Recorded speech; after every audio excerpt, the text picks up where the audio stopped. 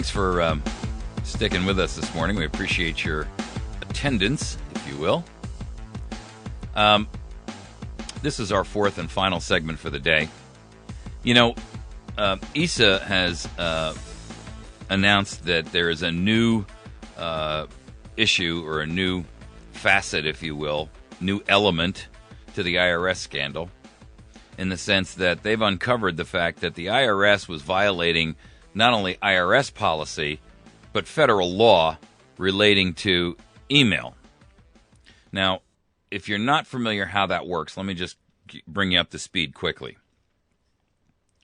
Federal government has, and all governments, by the way, have a requirement that the emails that are sent from your federal email account, or your state email account, by the way, that has a retention policy, that email must be retained on a server somewhere so that somebody can go back in there and, well, for practical reasons as well as potential investigative reasons. The practical reason would be, hey, you know, Bob was in a car accident the other day, and he's no longer here, and he's been the guy who's been handling the negotiations on this new project, and we got to go figure out what's happened and where we're going to go from here. So they go into Bob's email account, and all the emails sitting there, and they can see who he's been talking to and where they are on, in terms of a contract or a grant that they're just, whatever the case may be. You get the idea. It's also there so that there's some level of accountability from the people who are elected and paid for by the taxpayers. In other words, what are you using our money for? Are you using it properly? Are you using it appropriately? Now, no one generally feels that way about the IRS. I mean, the truth of the matter is that, you know, they're a universally hated enterprise. And rightly so, by the way.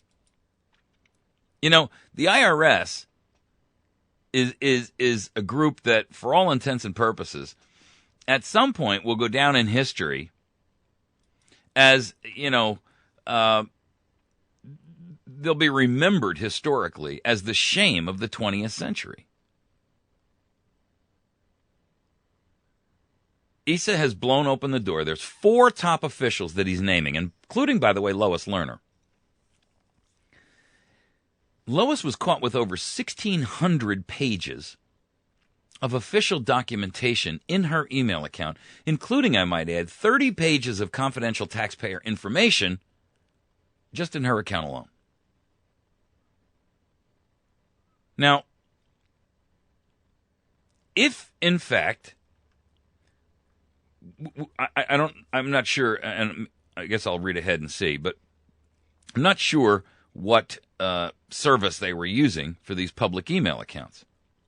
But I can tell you this: if it was Gmail or AOL or Yahoo or Microsoft, that means that the NSA has access to it. Also means, by the way, well, that's no worry because there's another federal government agency. It's still private. Okay, but guess what? Gmail, AOL, Yahoo, all of these companies who offer free email accounts, as part of the sign-up, you agree to allow them to read your email. So your private, confidential taxpayer information may well have been sitting in Lois Lerner's email account being read by somebody in Google. Not exactly what I'd call a good steward of her duties and responsibilities. And the real truth is they were using these accounts in an effort, along with, by the way, the people from the EPA, whom, by the way, have never been held accountable, to subvert the process of accountability and monitoring and retention of email. Their goal was to do something outside of what they knew to be a monitored account in a willful and flagrant attempt to do something wrong. We know that because they were trying to hide it. And you only hide something when you have something to fear from exposure. Folks, You don't need to be a prosecutor with a law degree to recognize that. When your kid is sitting there with his hand behind his back and he's got 5 cookies in it, and you just told him not to have any cookies before dinner, and he's got his hand behind his back and his mouth is full, and he's telling you a lie, it's self-explanatory. This behavior on the part of the IRS and the EPA, by the way, exemplifies that these agencies have a complete and total disrespect for the rule of law, our Constitution, their duty, their obligation to us as citizens and a nation, and that they flaunt their criminality with impunity and immunity. The IRS as an agency, and I think most Americans would agree, they have lived beyond their usefulness, and they are beyond salvation as an organization. They need to be disbanded, they need to be eliminated, and they will be written into the history books as the shame of the 20th century. One of the most corrupted, one of the most biased, one of the most weaponized agencies ever wielded by the federal government. The EPA and the IRS are weaponized. They are weapons of mass destruction being swung by this administration and many previous before, by the way. This is not limited to the Obama administration. The IRS has been used as a weapon and a tool by every administration against their political enemies.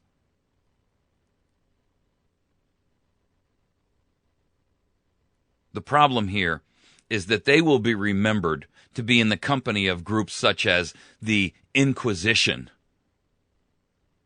the Brown Shirts, and perhaps the KGB.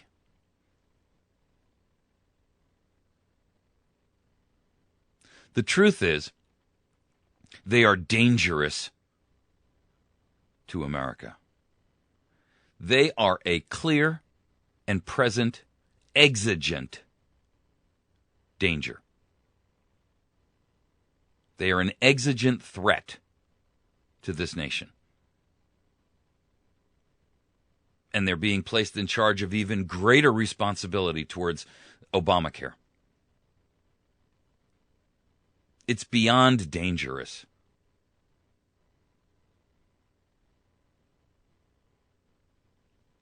How we expel this danger from our body, I'm not sure. And the truth is that there are so many viruses living within the body, so many tumors within the body of the nation. Some of them are cancerous. Some of them are just nuisance tumors. But you know, you can have a tumor in your brain that is not cancerous.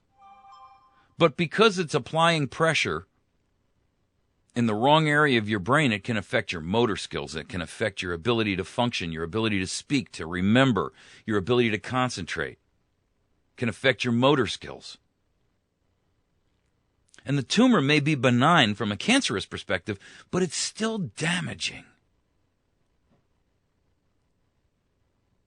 And we as a nation need to be looking at these organizations like the IRS. I mean, I grant you that they're the most glaring example, but there are many others. The EPA. Listen, I want clean water and I want clean air too.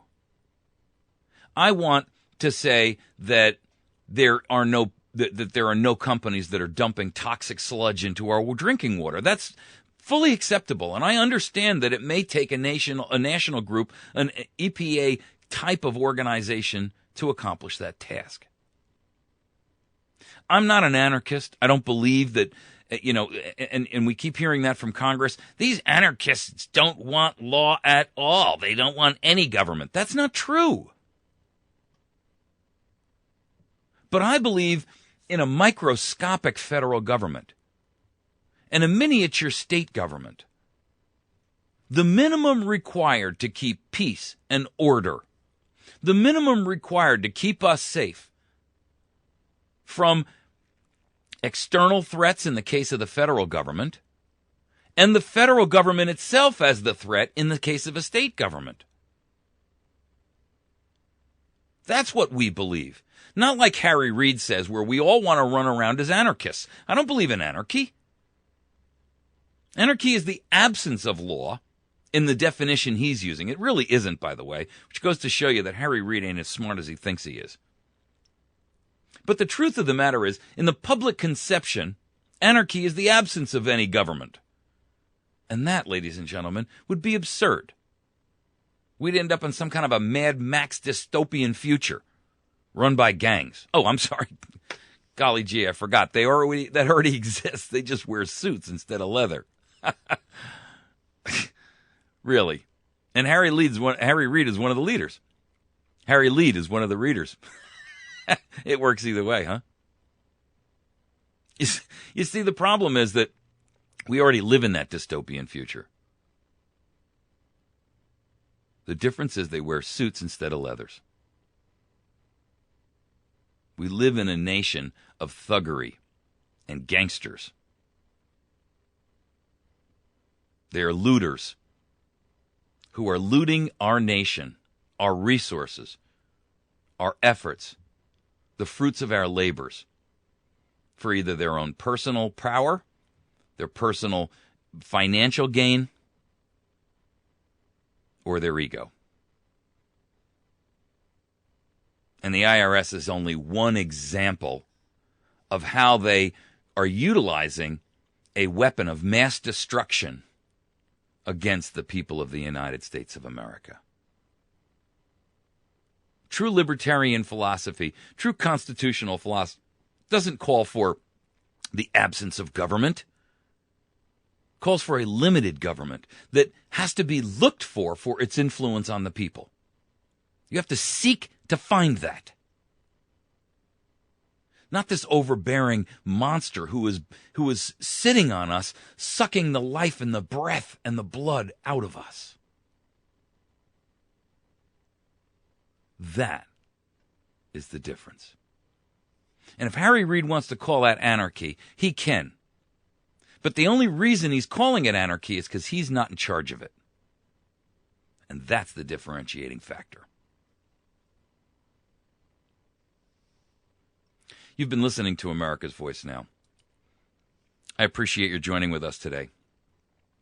Thanks so much. We'll see you tomorrow. Have a great day. Remember, Edmund Burke said it best. The only thing necessary for the triumph of evil is for good men to do nothing. Where do you stand? It's time to take a stand. See you tomorrow.